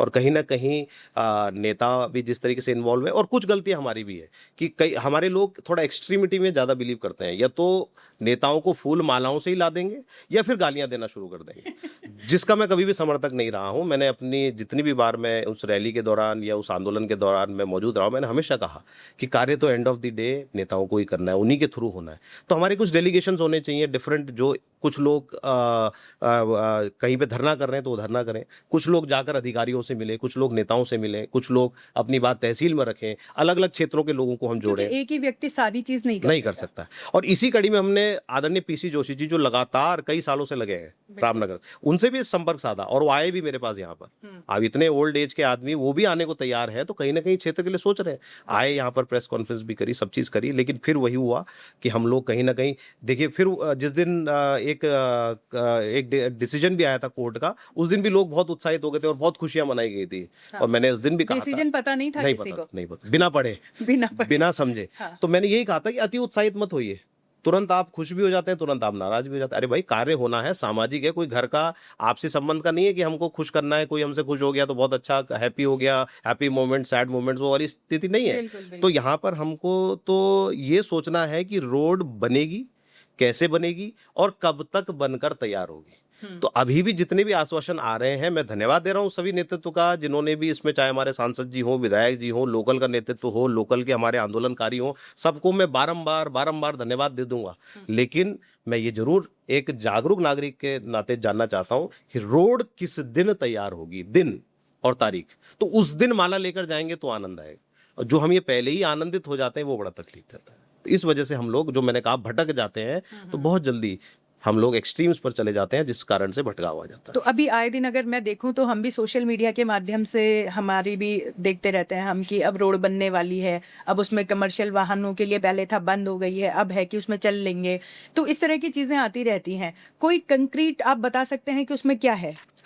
नहीं, कंक्रीट की देखिए, जहां तक बात है, दो चीजों से होता है कंक्रीट। एक तो कुछ होती है परंपराएं, और कुछ होती हैं कि जो धरातल पर वास्तविक रूप में हमारे पास एक सॉलिड एविडेंस के रूप में कोई चीज रही हो। तो ये सड़क तो हमेशा से थी, इसमें कोई शक ही नहीं है। आज भी आप जाएंगे तो पुराना हरिद्वार मार्ग, जिसको हम कहते हैं, जो डिग्री कॉलेज से होते हुए, हमारे ही एमकेवीएन के प्रांगण से होते हुए सीधे सिकटी निकलता था, बचपन में हम उसी में जाया करते थे। जी। हमारी जीप हुआ करती थी उस वक्त, हम लोग लगातार जब देहरादून जाना होता था 90% वही रोड से ट्रेवल करते थे। आज भी नेताओं को वहां भेजें, अधिकारियों को वहां भेजें तो डामरीकरण के वहां पर बहुत सारे जगह पे आपको हुआ मिलेगा, जो सिद्धवली मंदिर से होते हुए भी जी जाता जी है, जी उधर जिस पुराना सिद्धवली मंदिर। बिल्कुल तो जो चीज धरातल पर ऑलरेडी थी उसको बनाने में तकलीफ कहाँ है। और जो बात अब हो रही है कि पीडब्ल्यूडी को दिया गया है कार्य, तो ये कार्य काम तो हम आंदोलन के समय से मैं इस बात को बोल रहा हूँ कि वन विभाग या कोई भी अन्य विभाग हो, यदि वो अपना कार्य कराना चाहता है तो वो कार्यदायी संस्था किसी को भी बना सकता है। पीडब्ल्यूडी को वो अपने सर्विस के लिए बुला सकता है, आपको उनको पैसा देना है कि भाई हमारे पास वो टेक्निकल एस्पेक्ट्स नहीं है जिस जो पीडब्ल्यूडी के पास होते हैं, एक रोड को बनाने के लिए, एक पुल को बनाने के लिए, एक ब्रिज को बनाने के लिए, तो वो अपने लिए कम से कम, मैं तो जनता की बात ही नहीं कर रहा हूँ। अभी ये नहर वाली रोड जब सब कुछ टूट गया तो नहर वाली रोड से लोगों ने जाना शुरू किया ना, उसके बाद वो बन भी गई ना, तो पहले क्या हालत होते थे। जी अच्छा, इससे एक बड़ा उदाहरण मैं आपको दूं कि जब ये हमारा पुल टूट गया था मालन वाला, तो क्या घनघोर जंगल के बीच से कर्णवाश्रम होते हुए रोड नहीं बनी? बिल्कुल बनी। क्या ऋषिकेश से बनियावाला और आपके एयरपोर्ट आने के लिए रोड जंगलों के बीच से नहीं है? अभी जो 7 मोड़ पे चल रहा है बिल्कुल। वो भी फिर पार्क वही, का क्षेत्र है, बिल्कुल वहां पर भी तो परमिशन मिली। बिल्कुल। और कितना बड़ा फिर वही सौभाग्य और दुर्भाग्य, जहां मैंने शुरू किया था कि वहां तो लोग कह रहे हैं मत बनाओ, हम्म तो बनाया जा रहा है जबरदस्ती। यहां कह रहे हैं कि बनाओ, तो नहीं बनाने को कोई तैयार है। तो ये ऐसा दोहरा चरित्र इसी प्रदेश की जनता के साथ दो स्थानों पर क्यों, ये बड़ा सोचने है। अच्छा, मुझे लगता है कि हमें तो बहुत गौरवान्वित होना चाहिए था कि हम राजा जी और कॉर्बेट के बीच में हैं। किचन बिल्कुल लेकिन कभी कभी इन सारी परिस्थितियों को देख के लगता है कि दुर्भाग्य बन गया। जैसे आप सौभाग्य और दुर्भाग्य की बात कर ही रहे हैं, बिल्कुल तो हमें ही समझ नहीं आता हम इसको सौभाग्य समझें या दुर्भाग्य समझें। बिल्कुल। ये भी बात मैंने उठाई थी आंदोलन के दौरान भी, फिर कह रहा हूं कि जल जंगल जमीन की बात होनी चाहिए, जंगली जानवरों का भी हित देखा जाना चाहिए, बिल्कुल। पर क्या at the cost of human beings? Vote मांगने क्या जानवरों के पास जाने वाले हैं या इंसान के पास जाने वाले हैं? और हम कहाँ कह रहे हैं कि उनको आप डिस्टर्ब करें? अभी आप जब ऋषिकेश से बनाएंगे तो तब वो डिस्टर्ब नहीं होंगे, बिल्कुल। उसका आपने कुछ ना कुछ समाधान निकाला। There is a solution to every problem. हाँ और उस तक सोचना, उस पर विचार करना, वनस्पत इसके कि भाई कौन आंदोलन कर रहा है, मेरे खिलाफ क्या हो जाएगा, दूसरे को क्या फायदा हो जाएगा, इससे क्या बेनिफिट होगा। और चुनाव के नजदीक आते आते, जैसे आपने सुना भी होगा कि लगता है कि चुनाव आवत है, भात मांगो तो पुलाव आवत है, ये आजकल बड़ा एक गाना बड़ा फेमस चल भी रहा है। तो ये ऐसा क्यों कि चुनाव से 3 महीने पहले, 4 महीने पहले ही सारे हो रहे हैं। शगुफे छोड़े जाते हैं, और वो बट ऑब्वियस है कि कुछ टाइम बाद आचार संहिता लग जाती है, फिर वो कार्य नहीं होते। ये हर सरकार की परंपरा रही है। लेकिन तकलीफ फिर वही कि लोग तालियां बजाने पहुंच जाते हैं। तो भाई दिक्कत तो वही है ना, बिल्कुल जिन्होंने प्रश्न पूछना है जब वही फूल मालाएं चढ़ाएंगे। बिल्कुल अब मान लीजिए हमारे क्षेत्र का अपेक्षित विकास नहीं हो पा रहा है, तो इसके लिए हमने प्रतिनिधि चुने हैं किसी भी रूप में। बिल्कुल। आपने, मोदी जी ने कहा 2 इंजन की सरकार, 3 इंजन की सरकार, यहाँ तो तीनों 3 इंजन तीनों लगे इंजन, पड़े हैं। बिल्कुल बिल्कुल और फिर भी अगर हम रोड के लिए, आज भी हम बेसिक है, रोड जो है वो बेसिक नीड्स में आता है, तो हम उसी के लिए परेशान है। लेकिन जिस जनता को पूछना चाहिए वो पूछने को वो तैयार फूल नहीं है। वर्षा कर रही है। और मीडिया के लिए भी आज की डेट में आप सब देख रहे हैं, आप भी देख रहे हैं, हम भी देख रहे हैं, बड़ा दुर्भाग्यपूर्ण हो गया है कि अभी सितकुल का एक एरिया डेवलप हुआ था, लेकिन वो आज तक क्यों आगे नहीं बढ़ पाया? Just because of the road connectivity, rail connectivity, जो अंग्रेज दे गए हमको। और अंग्रेजियत खत्म होने के बाद मुझे लगता है जितने हिल स्टेशन भी हैं उत्तराखंड में, सब अंग्रेजों ने बनाए हैं। बिल्कुल। हमने बनाया क्या अपने प्रदेश के लिए? क्यों हमने उत्तराखंड मांगा? क्या हमने नया डेवलप किया? और ट्रेन हमारे पास सिर्फ आजादी के बाद 1 किलोमीटर आई है, जाफरा से और कोटद्वार तक की पटरी बिछी है, उसके अलावा हमारे को कुछ नहीं मिला है क्षेत्र में। आज भी वही 2 ट्रेन जो पहले चलती थी आप वही है। ट्रेन की बात कर रहे हैं मयंक जी, आप ये हमारे पास में देखिए मोटर नगर है, इसका एक गड्ढा बना था जी आप देख रहे हैं, दशक तो हो ही गया है, बिल्कुल बिल्कुल ये नहीं भर पा रहे हैं हम लोग। बिल्कुल। इस पर क्या कहेंगे आप? इस पर भी मैं वही कहूंगा कि देखिए, विजनलेस हैं हम लोग, पब्लिक भी विजनलेस है, नेता भी विजनलेस है, सबको फिर जगना पड़ेगा। इस गड्ढे को हम कुछ नहीं करते और पहली वाली स्थिति में भी रखते, तो मुझे लगता है कि it was any time better, comparatively any time better. आज तो आपने इतना गहरा गड्ढा खोद कर आप उस पर कुछ काम ही नहीं कर रहे हैं। इतने लोग आ गए, इतनी सरकारें बदल गई, इतने बदलाव आ गए, न जाने कितने नेताओं को हमने पेंशन के लायक बना दिया, लेकिन बिल्कुल। नेताओं ने हमारे लिए अभी तक कुछ नहीं किया। ये बड़ा चिंतनीय है। और जहाँ तक ट्रेन की बात है हमारे, क्योंकि शहर को पूरे नेशनल लेवल पे जोड़ने की बात है, तो लगातार इसमें भी हम कार्य कर रहे हैं। डू समथिंग सोसाइटी लगातार हमारे सांसद महोदय के पीछे लगी है कि यहाँ से ट्रेन स्टार्ट कराई जाए। एक वंदे भारत की भी हमने मांग करी है। बिल्कुल। इस ट्रेन कनेक्टिविटी को जयपुर और पूर्व की भांति लखनऊ तक के लिए भी हमने बात करी है। देहरादून तक के लिए ट्रेन के लिए हमने उनसे रिक्वेस्ट करी है, उन्होंने आश्वासन तो दिए हैं। अब देखिए क्या होता है आने वाले समय में। कुछ चीज़ें अच्छी भी हुई होंगी निश्चित रूप से। अब हम, कई बार ऐसा लगता है कि हम जब जब ये पॉइंट्स को गिनाते हैं तो शायद दर्शकों को लगेगा कि ये कितने नेगेटिव हैं, हाँ, लेकिन हम नेगेटिव नहीं है, हम चिंतन के नाते, चिंता होने के नाते भविष्य को देखते हुए इन सब मुद्दों पर बात कर रहे हैं। और आने वाली पीढ़ी और अपने बच्चों को सोचकर यदि हम नहीं सोचेंगे तो हम अपने क्षेत्र का भला नहीं कर सकते हैं। मयंक जी, आप तो बच्चों से जुड़े हुए हैं और आप शिक्षा के क्षेत्र में भी इतना बढ़िया आप लोग काम कर रहे हैं और आज से नहीं दशकों से आप इस काम में क्रियान्वित हैं, आप लगे पड़े हैं। फिर भी अभी आप देखिए कि शिक्षा को लेकर आप तो शिक्षा के क्षेत्र में भी हैं, कितनी फैसिलिटीज़ हैं यहाँ पर, आपको क्या लगता है? देखिए, हम लोग पहाड़ों से उतरे थे शिक्षा और स्वास्थ्य के ही नाम पर, जी, और आज उसी की सबसे बड़ी कमी हमारे क्षेत्र में हम लोग महसूस कर रहे हैं। निश्चित रूप से हम भी, जैसा आपने कहा, शिक्षा के क्षेत्र से जुड़े हैं। जिस प्रकार से, जिस लेवल के इंस्टीट्यूशंस का यहाँ पर सेटअप होना चाहिए था, उस तरीके से आज भी कुछ नहीं हो पाया है। स्कूल्स की बात करें तो कहीं थोड़ा कुछ है, लेकिन हायर एजुकेशन की बात करें तो हमारे बच्चों के लिए बहुत कुछ हमारे क्षेत्र लेकिन में अगर नहीं आप है। स्कूल्स की बात भी करें तो आप देखिए वो पर्सनल लेवल पर Personal आपने बिल्कुल, एफर्ट्स कर लिए, बिल्कुल। दूसरे ने एफर्ट्स कर लिए, बिल्कुल। तीसरे ने कर लिए, वो व्यक्तिगत एफर्ट्स हैं। अगर हम वैसे बात करें राजनीतिक, सामाजिक या सरकारी तरीके से देखें तो हायर लेवल पे क्या है हमारे वही पास? मैं कह रहा हूँ कि जितने भी प्रयास हुए हैं निश्चित रूप से प्राइवेट हैंड्स पर ही, जो भी डेवलपमेंट थोड़ा बहुत दिख रहा है वो प्राइवेट हैंड्स में ही हुआ है, किसी भी इंडस्ट्री के बेसिस पे हुआ हो। और जो हायर लेवल पर हमारे यहाँ पर सेटअप्स होने चाहिए थे, चाहे वो मेडिकल कॉलेज की बात हो, चाहे वो रूरल डेवलपमेंट इंस्टीट्यूशन की बात हो जो एक बार इस शहर के लिए हुई थी, वो सब मिसिंग है। कहीं भी हमारे लिए नहीं सोचा जा रहा है इस क्षेत्र के लिए। इस मेडिकल कॉलेज के नाम पर न जाने कितने लोगों ने चुनाव लड़ लिए, रूरल डेवलपमेंट इंस्टीट्यूशन के नाम पे कितने लोगों ने चुनाव लड़के चुनाव जीत लिए, लेकिन बना आज तक नहीं, धरातल पर आज तक नहीं उतरा। ये बड़ा संवेदनशील विषय है, हमारे बच्चों के भविष्य से जुड़ा हुआ विषय है, और सभी लोग इस काबिल नहीं है कि बच्चों को लाखों करोड़ों रुपए की फीस देके बाहर बेच पाएं, अपने बच्चों के भविष्य को बना पाएं। तो कहीं ना कहीं सरकारों को इस पर चिंतन करना चाहिए। और शिक्षा से निश्चित रूप से दशा और दिशा दोनों किसी भी शहर की, किसी भी जगह की, किसी भी जिले की, किसी भी राज्य की बदल सकती है। तो उस पर शिक्षा एक बड़ा महत्वपूर्ण बिंदु होता है, जिस पर हमारे कर्णनगरी कोटद्वार में बहुत काम नहीं हुआ है।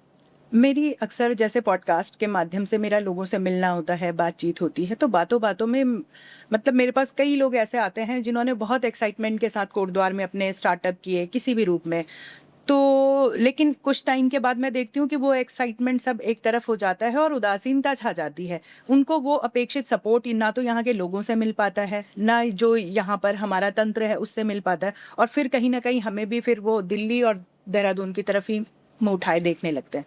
निश्चित रूप से हम लोग पॉजिटिव माइंडसेट के साथ नहीं आगे बढ़ते हैं। पॉलिटिक्स भी होती है तो वहां पर नेगेटिविज्म बहुत ज्यादा है कि ये दूसरे दल का आदमी है, ये दूसरे व्यक्ति से जुड़ा हुआ आदमी है, ये दूसरे क्षेत्र का आदमी है, ये आपका साथ नहीं देने वाला है, ये समझाया जाता है और नेता समझ भी जाते हैं। मुझे लगता है उनको तो ऐसे लोगों से और ज्यादा संवाद करना चाहिए कि भाई आप हमारे साथ नहीं है तो क्यों, क्या आपकी नीड्स है, क्या आपकी डिमांड्स हैं, उसको समझे तो सही हम कम से कम।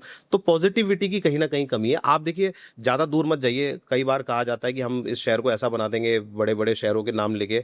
मैं कह रहा हूँ हल्द्वानी और कोटद्वार को आप कंपेयर कीजिए, हाँ, सही। कितने आगे हमारा हल्द्वानी निकल चुका है। तो बिल्कुल। उस क्षेत्र में कहीं ना कहीं पॉजिटिविटी है, वहां के नेतृत्व में कहीं ना कहीं पॉजिटिविटी है, इस बात को कहने में मुझे कोई शंका नहीं है। और हमारे क्षेत्र में उस पॉजिटिविटी की कमी है। हम फायदा, नफा, नुकसान, ये सब चीजों में रह जाते हैं। और बड़े धर्म की आजकल बात होती है, हिंदू धर्म की बात होती है, सनातन धर्म की बात होती है, तो लोग भूल गए हैं कि 6 चीजें तो भगवान ने अपने पास ही रखी है।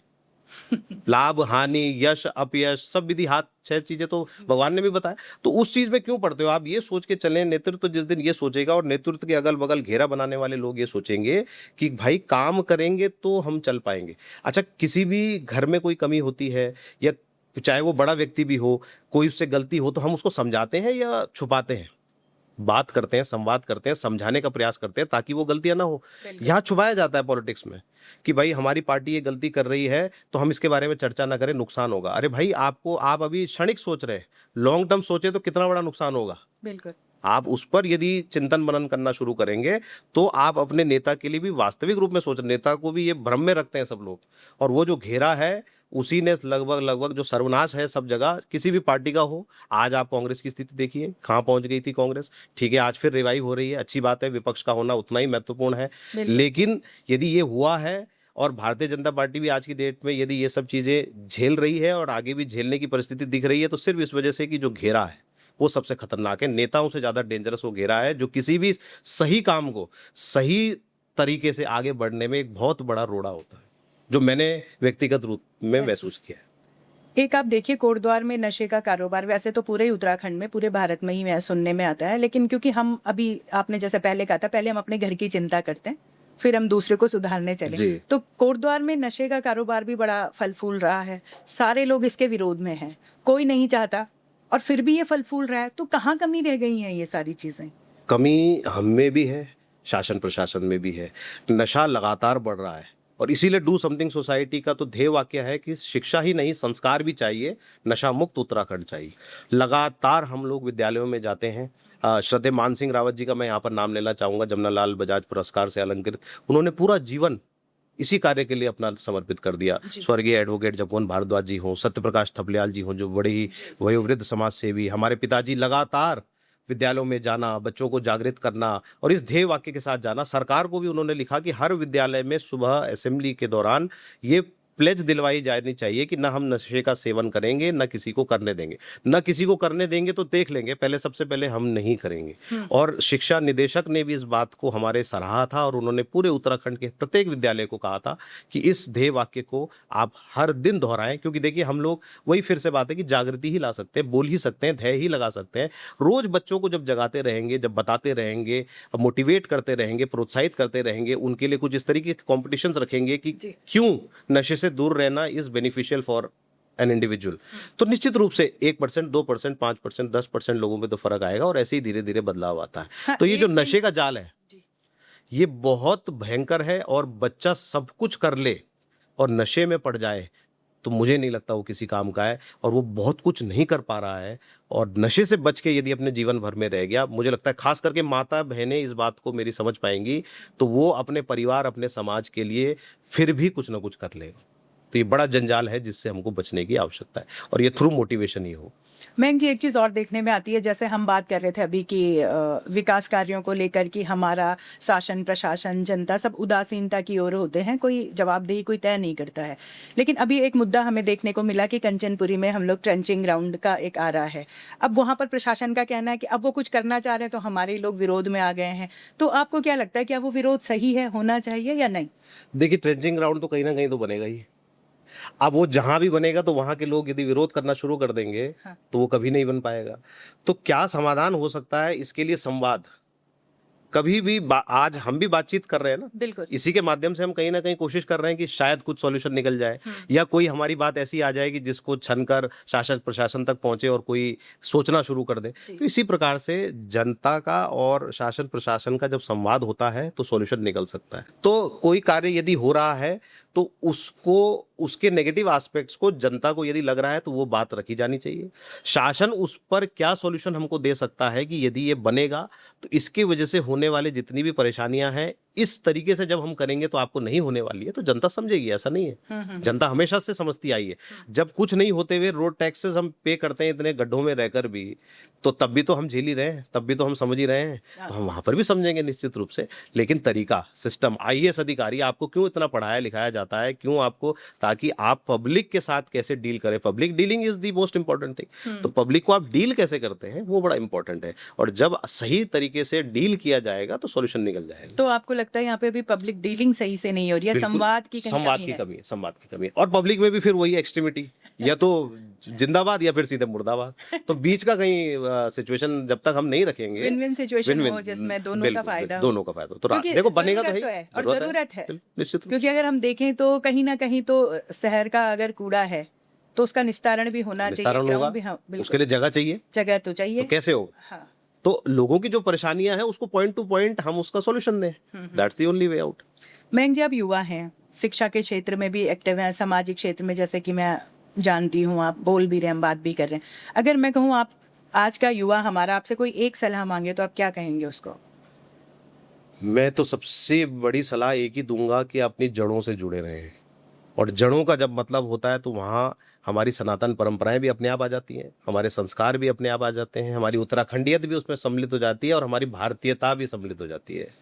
तो संस्कारों से, जड़ों से जुड़े रहना is the most important thing, क्योंकि आप जड़ों से नहीं जुड़े हैं तो बहुत बड़े बड़े लोग हमारे प्रदेश से, हमारे गढ़वाल क्षेत्र से निकले हैं, लेकिन क्योंकि जड़ों से नहीं जुड़ पाए तो इसलिए हम जो विकास की जिस वजह से हम ये शायद पॉडकास्ट कर रहे हैं, हमारी जरूरत ही नहीं होनी चाहिए थी, बिल्कुल। उसका जड़ों से न जुड़ पाना, चाहे उसके कारण जो भी हो, मैं हम दोष नहीं दे रहा हूँ, लेकिन जिस भी कारण से नहीं जुड़ पाए, उस वजह से विकास की बात हम जो जोड़ रहे हैं इसी कारण से। हाँ, इसको अगर हम सीधा लिंक करें तो हमारे पास पौड़ी डिस्ट्रिक्ट से आज की डेट में देखें तो सब कितने कुछ। मुख्यमंत्री निकले हैं हमारे, भारतवर्ष को बहुत कुछ दिया पौड़ी एनएसए से लेकर हमारे सीडीएस तक सब CDS यहाँ से हैं, सब यहाँ से और पौड़ी सबसे ज्यादा विकास की राह तक रहा, और आज पलायन की सबसे ज्यादा सबसे मार्जिन सबसे ज्यादा मार्जिन। तो- और पलायन कहाँ से हो रहा है?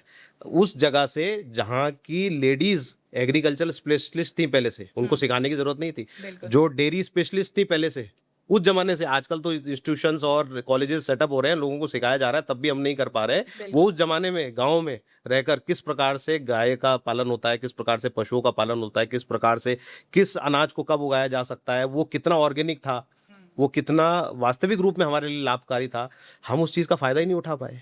हमने तो अपनी, आजकल मैं मातृशक्ति को देखता हूँ, शायद थोड़ा सा ऑड भी लगेगा लोगों को, लेकिन जो मंडलियाँ और पॉलिटिकल वे में तालियां बजाने के लिए हम मंचों तक पहुंच जा रहे हैं और मीटिंग्स में अपनी सहभागिता दे रहे हैं, उससे बहुत ज़्यादा कामयाब हमारी महिला शक्ति, मातृशक्ति थी। बिल्कुल। उसका उपयोग हमारी सरकारों ने उनको ईज ऑफ डूइंग बिजनेस की जहां बात होती है, या ease of doing whatever they use to do, और जो कहीं ना कहीं हमारे लिए बहुत अच्छा होता था, जी। बहुत लाभकारी था, उसको कैसे टेक्निकली और हम आगे बढ़ा सकते थे, उस पर काम करने की आवश्यकता थी। बिल्कुल। ये चीज तो अगर मैं आपको कहूँ कि आपकी मुख्यमंत्री जी के साथ सीधी मीटिंग हो जाए और 3 मांगे हम कोटद्वार के लिए मांगे, तो आपकी क्या होंगी वो 3 मांगे? विदाउट एनी डाउट सबसे पहले कण्वाश्रम का विकास, कण्वाश्रम को राष्ट्रीय ही नहीं बल्कि अंतर्राष्ट्रीय पटल पर स्थापित करना, क्योंकि वो डायरेक्ट, देखिए, हमारा धार्मिक, राष्ट्रीय धरोहर, पौराणिक धरोहर, ऐतिहासिक धरोहर तो है ही, लेकिन वो टूरिज्म के साथ रोजगार का एक बहुत बड़ा हिस्सा बन जाएगा पूरे उत्तराखंड के लोगों के लिए। दूसरा, हमारी लाइफलाइन, हमारी कंडी मार्ग का कार्य, जी। और तीसरा, मेडिकल फैसिलिटीज। ये जो संविधानी देहरादून की स्थिति हो गई है, मैं, आप समझिए मेरी बात को, कि हम और जगहों को तो डेवलप नहीं कर पाए, दुर्भाग्य यह है कि हमने देहरादून को भी खराब कर दिया इस वजह से। एग्जैक्टली। इतना ओवरबर्डन्ड है वो शहर बिल्कुल। कि वहाँ के रहने वाले लोग, जो पहले एक ज़माने में होता था कि देहरादून जाओ तो बड़े अच्छे से रहेंगे, बड़ा शांति, बड़ा स्वास्थ्य के लिए बड़ा अच्छा, हवाएं बड़ी ताज़ा ताज़ा, आफ्टर रिटायरमेंट लोगों के लिए तो बिल्कुल स्वर्ग था। स्वर्ग था। आज वो दिल्ली की तरह AQI बढ़ने की तरफ है। तो जो हम बाकी शहरों का डेवलपमेंट नहीं कर पाए, उसकी मार लोग नहीं समझ रहे, देहरादून झेल रहा है। हम तो झेल ही रहे हैं, बिल्कुल। देहरादून भी झेल रहा है। तो बैलेंस्ड नहीं हुआ ना Balanced डेवलपमेंट जो नहीं हमारा। हुआ है। अब मान लीजिए कोटद्वार जैसे हमने कहा 100 से 120 किलोमीटर की मैक्सिमम दूरी पे है, बिल्कुल। तो कोई बहुत ज्यादा नहीं बहुत है, और अब रोड कनेक्टिविटी तो आप लोग काम कर ही रहे हैं, बिल्कुल। तो यहाँ क्यों नहीं हम कुछ चीजें दे देते, क्यों नहीं हम कुछ चीजें और पीछे जाके पहाड़ों में देते हैं, ताकि वो लोग वहाँ रुके। वहाँ रुके, बिल्कुल। अब जैसे हॉस्पिटल का एक डेवलपमेंट हुआ, पूर्व की सरकार ने कोशिश करी, एक इंफ्रास्ट्रक्चर डेवलप हो गया, लेकिन आज तक उस प्रकार से मेडिकल फैसिलिटीज, डॉक्टर्स कुछ नहीं मिल पाए। रेफर सेंटर बन गए। रेफर सेंटर है, सिर्फ पर्ची कटानी है आपको कि भाई यहाँ से, और आप किसी हॉस्पिटल ले जाओ, फिलहाल के लिए आप एक इमरजेंसी, एक मेडिसिन रखिए और भागिए। तो कहीं ना कहीं ये 3 मांगे, कण्वाश्रम, कंडी मार्ग और मेडिकल फैसिलिटी, सबसे महत्वपूर्ण यदि मुझे तात्कालिक रूप में मुख्यमंत्री जी के सामने रखनी जी जी। आपको कभी लगता है कि जो समाज के हमारे प्रभावशाली लोग होते हैं वो किसी न किसी प्रेशर हो या सामाजिक बर्डन हो, वो खुलकर नहीं बोल पाते हैं अपनी बातें, अपने मुद्दे, अपनी परेशानियां? निश्चित रूप से देखिए, अटल बिहारी वाजपेयी जी ने भी कहा, पॉलिटिकल रूप में कहूँ तो, कि भाई आप यदि अपनी पार्टी की गलतियों को छुपा रहे हैं, नहीं बोल पा रहे हैं, तो आप पार्टी प्रेमी है, देश प्रेमी नहीं है। और स्वामी विवेकानंद जी ने भी कहा कि वो व्यक्ति तो जो चला गया दुनिया छोड़ के, जिसने अपने आत्मा और प्राण को त्याग दिया, वो तो गया, लेकिन जो सब कुछ देखते हुए भी आंख बंद करके बैठा है, वो भी मृत व्यक्ति के ही बराबर है। तो कहीं ना कहीं जो अच्छे लोग आजकल आगे नहीं आ रहे, और बहुत सारे लोगों को आपने सुना होगा कि पॉलिटिक्स में अच्छे लोग नहीं आते हैं। बिल्कुल। मैंने जैसे पहले आम भी बात कहा, है ये कहना। आम बात। हाँ। हम इंटरफेयर नहीं करेंगे तो वो हमारी लाइफ में इंटरफेयर कर रहा है, बिल्कुल। तो कौन सा बेटर है? तो again we have to think about it, कि ये सिचुएशन बेटर है कि वो अपनी मर्जी से सब कुछ करते रहें, जो हालात है उसी में हम चलते रहें। और एक बड़ा गढ़वाली का गाना है, आपको ध्यान होगा, कि पोड़ी पोड़ी की मांड पेल्या पेल्या जख तलक वे साकू निभेल्या। तो ऐसे निभाते रहें या कुछ करें, तो आप उसमें इंटरवीन करें, आप उसमें एक्टिव हों, आप आएँ। जब अच्छे लोग, जब जो लोग क्रिएटिविटी के साथ जिनका माइंडसेट होता है वो आगे आते हैं, तो निश्चित रूप से नेताओं के ऊपर भी प्रेशर, देखिए लाइफ में प्रेशर होना बहुत जरूरी है। जब तक प्रेशर नहीं होता है तो आप सुबह उठेंगे भी नहीं, शायद आपके घर में आपके परिवार के प्रति आपकी जो जिम्मेदारी होती है वही तो प्रेशर है। जी। तो उस जिम्मेदारी का निर्वहन करने के लिए अच्छे लोगों को, हम नहीं कह रहे सबको चुनाव लड़ना है, लेकिन आप एक्टिव तो रहें, आवाज तो उठाएं, प्रश्न तो पूछें। चुपचाप बैठे रहेंगे, ठीक है आज आप सरकारी नौकरी में होंगे, लेकिन कल आपके बच्चे को मिलेगी कि नहीं मिलेगी, इस बिल्कुल। पर भी तो चिंतन करना जरूरी है। नहीं, और अगर आज हमारे रेफर सेंटर बने तो किसी एक के लिए थोड़े बना है हमारा हॉस्पिटल, सभी के लिए है। बिल्कुल। और हर उस व्यक्ति को तो कम से कम वोट देते वक्त जिन्होंने ये मेडिकल में जाके रेफर सेंटर होने की तंज को अपने जीवन में झेला है, उसको तो वोट देते वक्त जरूर सोचना चाहिए इस सोचना बात। चाहिए। हर उस व्यक्ति को जो बेचारा 12वीं करवाने के बाद अपने बच्चे को देहरादून, दिल्ली, बम्बई लेके जाता है और कितनी चिंताओं के साथ अपने बेटियों को, अपने बेटों को छोड़ के आता है, उसको चुनाव के वक्त इस बात को सोचना चाहिए। उस वक्त वो जो वाद चलते हैं ना 15 दिन के, वो बड़े खतरनाक है, उससे बचना चाहिए। पीछे भी हमारा मेंग जी एक पॉडकास्ट चल रहा था, एक कोटद्वार के ही समाज सेवी हमारे पॉडकास्ट में थे, और उन्होंने एक बात बोली जो मुझे बहुत इफेक्टिव लगी। जनरली उनका ये कहना था कि यहाँ पर अभी तीसरे मोर्चा एक होना चाहिए जो हमारी क्षेत्रीय समस्याओं को, जैसे आप कह रहे थे ना, क्षेत्रीय विधायक, क्षेत्रीय सांसद, तो ऐसी क्षेत्रीय एक पार्टी हमारी होनी चाहिए, लेकिन अभी कहीं धरातल पर उस तरह का दिख नहीं रहा है। और उनका ये कहना था कि कहीं ना कहीं जो इस समय रूलिंग पार्टी है उसके ऐसे सदस्यता का अभियान चल रहा है कि जितने क्षेत्रीय पार्टियों को वोट नहीं मिलेंगे उससे ज्यादा उनके सदस्य हैं। तो कैसे हम लोग इस चीज पर आ पाएंगे, कैसे हम लोग कोई ऐसा है कि क्या हमें विकल्प की आवश्यकता है इस वक्त? निश्चित रूप से। और मैं तो जब ऑफ द रिकॉर्ड जब भी किसी भी व्यक्ति से मिलता हूं तो सब परेशानी है, सब दिक्कत में है, सब दुखी हैं, सबके मनों में प्रश्न है, लेकिन जब विकल्प की बात आती है तो अंत में जाके हम लोग सब फिर वही झंडे ढंडे और जो विचारधारा जिसकी बात होती है, कहाँ विचारधारा है भाई? आपका उसी टी शर्ट में एक व्यक्ति शाम को दूसरी पार्टी में, अगले दिन सुबह दूसरी पार्टी में, आप विचारधारा की बात करते रह गए। उसके बाद वो मौन धारण करना सारे नेताओं का। आजकल अभी आप देखिए राम मंदिर वाला इशू हुआ है, इतना बड़ा इशू है, इतना झकझोर देने वाला इशू है। मैं किसी को सही गलत ठहराने वाला कौन होता हूँ? ये तो प्रभु का इशू है, जहाँ प्रभु है तो सब कुछ होगा, सब कुछ सामने भी आएगा, मैं ये मानता हूँ। लेकिन क्या हमारे हिंदू धर्म के ध्वजवाहक पॉलिटिकल वे में जितने लोग बनते हैं वो आज कुछ बोल पा रहे हैं?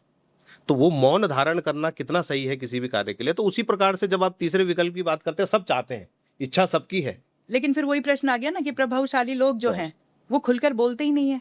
तो ये क्यों है और ऐसा? आम जनमानस वहां पर भटक जाता है। ऐसा क्यों है कि क्यों नहीं बोल पाते हैं? क्या है ऐसा? मतलब जो हम एक कहते हैं ना लिबर्टी ऑफ स्पीच जो आती है, तो क्या ऐसा कुछ लगता है आपको कि लोगों के मन में न जाने क्यों डर है? लगता है आपको डर है? बिल्कुल लगता है मुझे। लोग बाहर क्यों नहीं बोलना चाहते हैं, क्यों नहीं कहना चाहते हैं अपनी बात को? अब जैसे मैंने आपको कहा, एक्सट्रीम होके कहने की जरूरत नहीं है। आप एक सही ढंग से, सभ्य ढंग से अपनी बात को रख सकते हैं, उसके लिए आप स्वतंत्र हैं। और दूसरा वाला मानने के लिए भी बाध्य तो नहीं है ना, आप अपनी बात को तो रख ही सकते हैं। आप कोई माने ना माने वो तो बात की बात है, लेकिन आपको as an individual, as a resident of any particular place, आपको लगता है कि ये बहुत इंपॉर्टेंट है, नितांत आवश्यक है, तो आपको आवाज तो लगानी पड़ेगी। आप ये नहीं कर सकते कि आप जो 4 लोग कर रहे हैं उनके पीछे छिपके ही आप काम करें। ऐसे में बदलाव आना संभव नहीं है, क्योंकि लास्ट में जब बदलाव के लिए तो संख्या की भी आवश्यकता होती है ना। डेमोक्रेटिक कंट्री है, संख्या सारा खेल संख्या का नंबर मैटर करता है। और अब हम मान लीजिए भारतीय जनता पार्टी की बात करते हैं कि जो विश्व की सबसे बड़ी पार्टी है, सबसे बड़े देश की सबसे बड़ी पार्टी, लेकिन उनके पास भी कितना % वोट है? तो एक बहुत बड़ी संख्या, इसका मतलब कहीं ना कहीं दूसरे पक्ष की भी सोचती है, या तीसरे पक्ष की भी सोचती है। तो संख्या से ही सब कुछ होता है ना। तो संख्या जब तक नहीं बढ़ेगी उन लोगों की जो सच में अपने क्षेत्र के लिए, वास्तविक मुद्दों के लिए सोच रहे हैं, बोलना चाहते हैं, वो बाहर घर में बैठ के बोलते रहे मंत्र जाप, वो तो फिर आप भगवान को प्राप्त कर सकते हैं उससे, आप उसकी प्राप्ति नहीं कर सकते हैं कि जो वास्तविक रूप में धरातल में क्षेत्र में होना है एंड फिजिकल एविडेंस के साथ होना है। वो कार्य घर में बैठ के नहीं हो सकता, उसके लिए आपको बाहर निकलना पड़ेगा। सामाजिक रूप से हम, आपको लगता है हम पिछड़े हुए हैं? आपको लगता है हम राजनीतिक रूप से पिछड़े हुए हैं? कहीं ना कहीं हम, जैसे अभी बात आई थी कि हम अपनी बात को भी खुलकर नहीं बोल पाते हैं, इन चीजों से उभरा कैसे जाए? उभरने के लिए तो आपको थॉटफुल होना पड़ेगा, जागरूक होना पड़ेगा।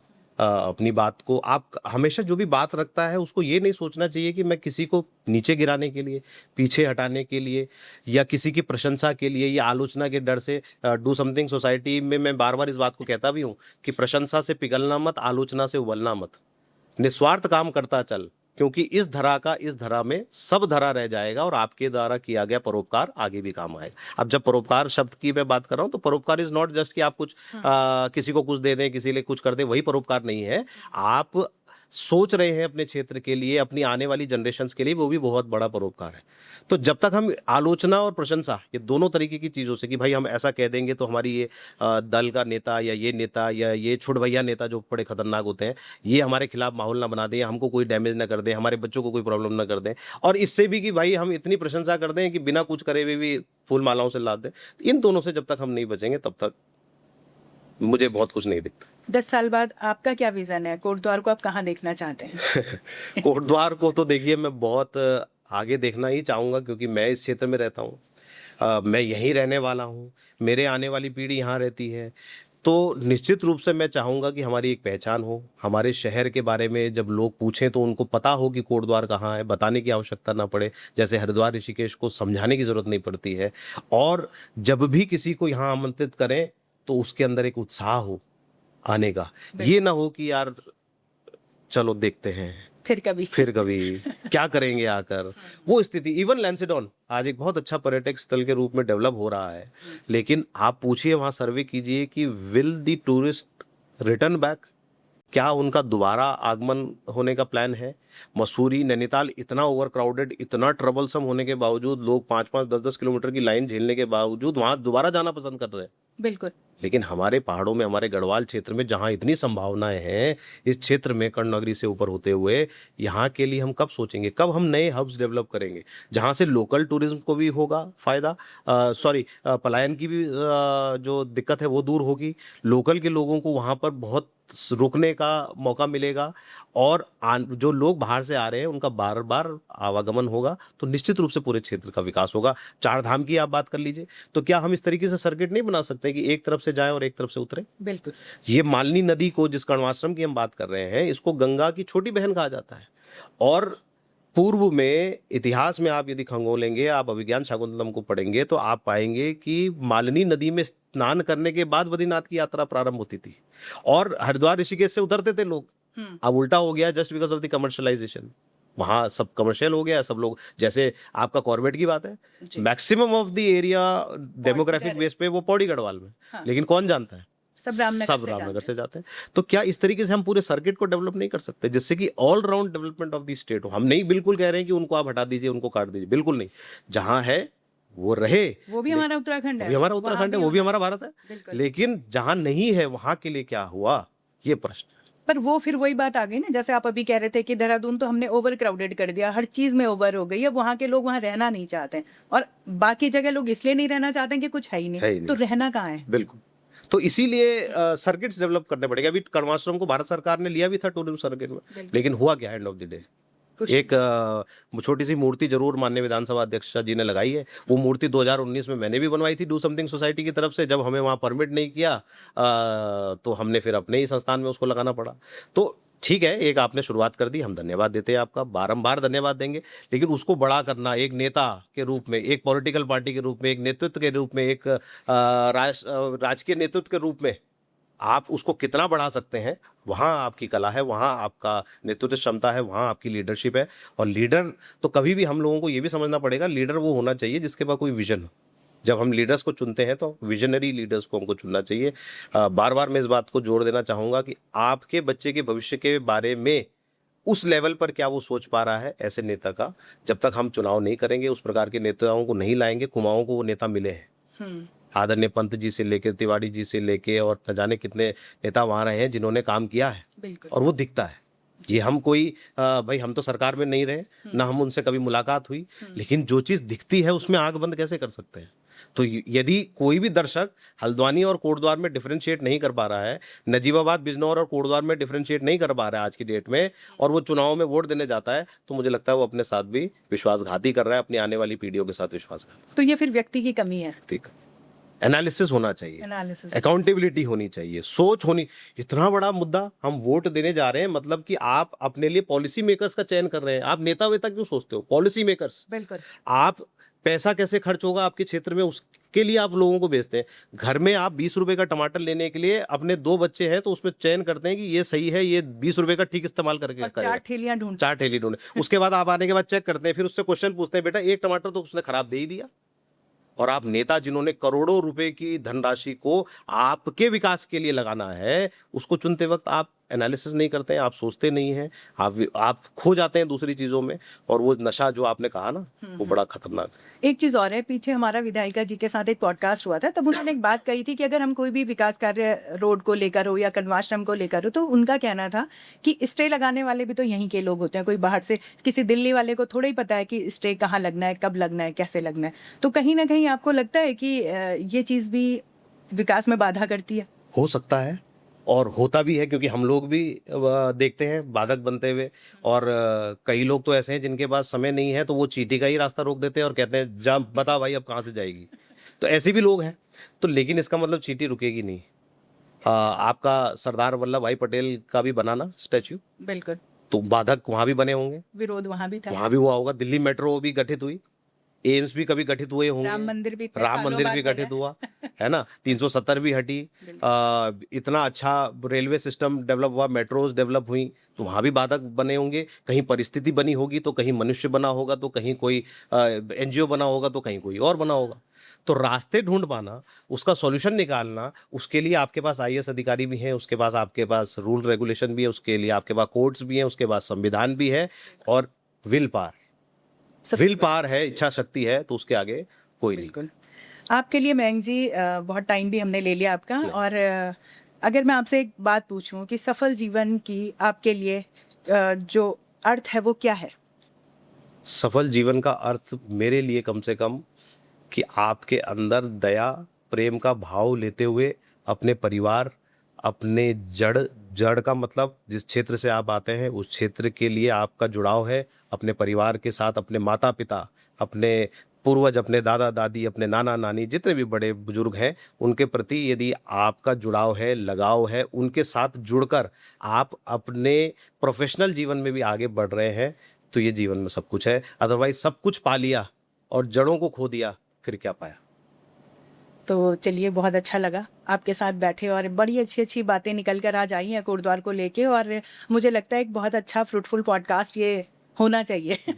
तो हमसे जुड़ने के लिए आपका बहुत धन्यवाद। थैंक यू सो मच, और पूरी डीएमडी की टीम और आपके सभी दर्शकों को भी मैं उनके उज्जवल भविष्य की कामना करता हूं, और सभी को प्रणाम करता हूं। Thank you so much. तो आप थे मयंक कोठारी जी, आपने पॉडकास्ट देखा होगा, और जो कोटद्वार से हैं, विशेषकर जो मयंक कोठारी जी को जानते हैं, हमारे कोटद्वार को जानते हैं, उनको ये पॉडकास्ट ज़रूर सुनना चाहिए, और बहुत फ्रूटफुल ये पॉडकास्ट मेरे अकॉर्डिंग तो रहा है। आप लोगों का कैसा है कमेंट में बताइएगा, और कोटद्वार से आप और किसको देखना चाहते हैं हमारे पॉडकास्ट में, अगर समय हो तो आप अवश्य बताइएगा। और इस तरह की पर्सनैलिटीज़ आगे भी हमारे शो में आती रहेंगी। समय समय पर हम आपसे नई नई पर्सनैलिटीज़, नए नए सब्जेक्ट को लेकर मुखातिब होते रहेंगे। हमको अपना प्यार, स्नेह, आशीर्वाद आप ऐसे ही देते रहिए। हमारे साथ जुड़ने के लिए आप सभी का बहुत बहुत धन्यवाद।